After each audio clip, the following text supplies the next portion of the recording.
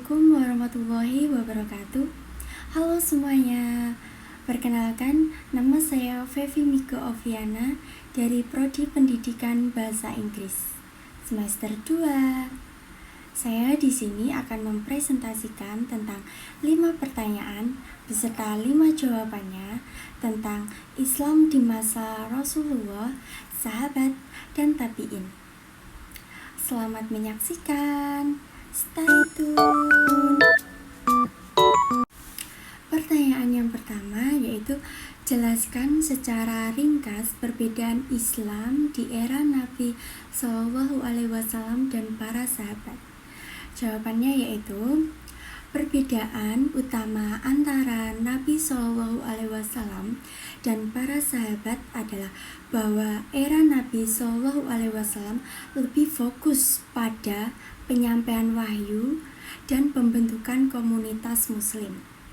Sedangkan di era para sahabat lebih fokus pada pengembangan dan penyebaran Islam, serta penghadapan konflik dan perpecahan dalam komunitas Islam. Selanjutnya untuk pertanyaan yang kedua yaitu bagaimanakah sikap kita seharusnya dalam menghadapi konflik yang terjadi di antara para sahabat? Jawabannya yaitu dalam menanggapi konflik yang terjadi di antara para sahabat, kita harus memiliki sikap yang tepat dan bijak, seperti menghargai perbedaan pendapat, mengutamakan kesatuan dan persatuan, tidak memihak atau menghakimi, dan mencari solusi yang adil dan bijak. Selanjutnya untuk pertanyaan yang ketiga yaitu jelaskan mengapa kajian tentang Islam di era Nabi Shallallahu Alaihi Wasallam dan para sahabat sangat penting. Jawabannya yaitu karena dapat membantu umat Islam memahami hakikat Islam, kepribadian Nabi, dan kitab Allah SWT, menjadi pedoman bagi umat Islam dalam menjalankan ibadah, berinteraksi dengan sesama, dan berjuang dalam menyebarkan Islam. Selanjutnya untuk pertanyaan yang keempat, yaitu jelaskan bagaimana awal umat Islam terpisah menjadi beberapa sekte. Yaitu jawabannya karena terjadi perbedaan pendapat tentang khilafah, perbedaan pendapat tentang imamah, dan perbedaan pendapat tentang tafsir Al-Quran.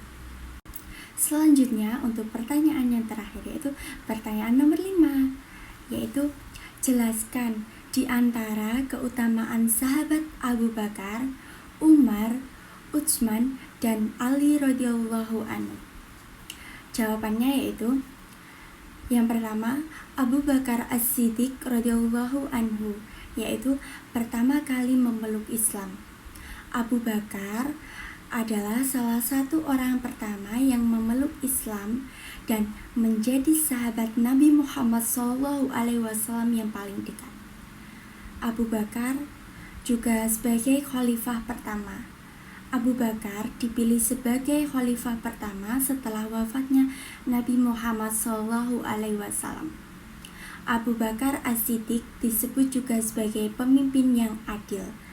Abu Bakar dikenal sebagai pemimpin yang adil dan bijak, yang selalu memprioritaskan kepentingan umat Islam.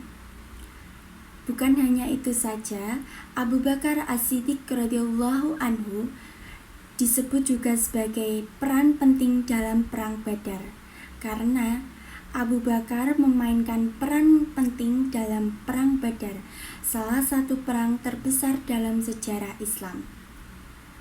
Selanjutnya yaitu Umar bin Khattab radhiyallahu anhu, khalifah kedua. Umar bin Khattab dipilih sebagai khalifah kedua setelah wafatnya Abu Bakar. Umar bin Khattab disebut juga sebagai pemimpin yang bijak, karena Umar dikenal sebagai pemimpin yang bijak dan adil yang selalu memprioritaskan kepentingan umat Islam. Selanjutnya, Umar bin Khattab juga disebut sebagai peran penting dalam penaklukan Palestina, karena Umar memainkan peran penting dalam penaklukan Palestina yang menjadi salah satu wilayah penting dalam sejarah Islam. Bukan hanya itu saja, Umar bin Khattab radhiyallahu anhu disebut sebagai pengembangan sistem pemerintah. Umar mengembangkan sistem pemerintahan yang efektif, yang menjadi contoh bagi generasi-generasi berikutnya. Selanjutnya yaitu Utsman bin Affan radhiyallahu anhu. Utsman bin Affan yaitu khalifah ketiga. Utsman bin Affan dipilih sebagai khalifah ketiga setelah wafatnya Umar. Disebut juga sebagai pemimpin yang adil karena Utsman dikenal sebagai pemimpin yang adil dan bijak yang selalu memprioritaskan kepentingan umat Islam. Juga peran penting dalam pengembangan Al-Quran. Utsman memainkan peran penting dalam pengembangan Al-Quran dengan mengumpulkan dan menyusun ayat-ayat Al-Quran. Utsman bin Affan radhiyallahu anhu disebut juga sebagai pengembangan infrastruktur karena Utsman mengembangkan infrastruktur yang penting seperti jalan, jembatan, dan masjid. Selanjutnya yaitu Ali bin Abi Thalib radhiyallahu anhu. Ali bin Abi Thalib radhiyallahu anhu adalah khalifah keempat. Ali bin Abi Thalib dipilih sebagai khalifah keempat setelah wafatnya Utsman. Pemimpin yang adil. Ali dikenal sebagai pemimpin yang adil dan bijak yang selalu memprioritaskan kepentingan umat Islam. Ali bin Abi Thalib memiliki peran penting dalam perang Badar, yaitu Ali memainkan peran penting dalam perang Badar, salah satu perang terbesar dalam sejarah Islam. Ali bin Abi Thalib radhiyallahu anhu juga sebagai pengembangan ilmu pengetahuan. Ali mengembangkan ilmu pengetahuan yang penting seperti tafsir Al-Quran, hadis, dan fikih. Dari semua keempat sahabat ini memiliki keutamaan dan peran penting dalam sejarah Islam. Mereka semua dikenal sebagai pemimpin yang adil, bijak, dan memiliki komitmen yang kuat terhadap ajaran Islam. Selanjutnya, saya akan mempresentasikan sedikit cuplikan atau rangkuman tentang Islam di era Rasulullah, para sahabat, dan tabi'in. Selanjutnya yaitu berikut adalah beberapa konsep tentang materi Islam di masa Rasulullah, sahabat, dan tabi'in yang dapat diterapkan dalam kehidupan sehari-hari. Pertama yaitu masa Rasulullah SAW. Yang pertama yaitu konsep ukhuwah Islamiyah. Rasulullah SAW menekankan pentingnya persaudaraan dan kesatuan di antara umat Islam dalam kehidupan sehari-hari. Kita dapat menerapkan konsep ini dengan menjaga hubungan baik dengan sesama muslim dan memperkuat kesatuan umat. Yang kedua yaitu konsep amal soleh. Rasulullah SAW menekankan pentingnya melakukan amal soleh dalam kehidupan sehari-hari. Dalam kehidupan sehari-hari, kita dapat menerapkan konsep ini dengan melakukan kegiatan yang bermanfaat bagi diri sendiri dan orang lain. Selanjutnya, konsep tawadhu. Rasulullah SAW menekankan pentingnya memiliki sifat tawadhu, yaitu kemurahan hati dalam kehidupan sehari-hari. Dalam kehidupan sehari-hari, kita dapat menerapkan konsep ini dengan memiliki sifat kerendahan hati dan tidak sombong. Selanjutnya yaitu di masa sahabat.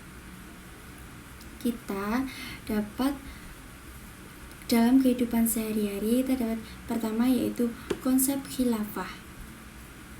Sahabat menekankan pentingnya memiliki pemimpin yang adil dan bijak dalam kehidupan sehari-hari. Dalam kehidupan sehari-hari, kita dapat menerapkan konsep ini dengan memilih pemimpin yang adil dan bijak. Yang kedua, konsep syuro, yaitu sahabat menekankan pentingnya melakukan musyawarah dalam kehidupan sehari-hari. Dalam kehidupan sehari-hari, kita dapat menerapkan konsep ini dengan melakukan musyawarah dalam membuat keputusan. Yang ketiga, yaitu konsep jihad. Sahabat menekankan pentingnya memiliki jihad dalam kehidupan sehari-hari.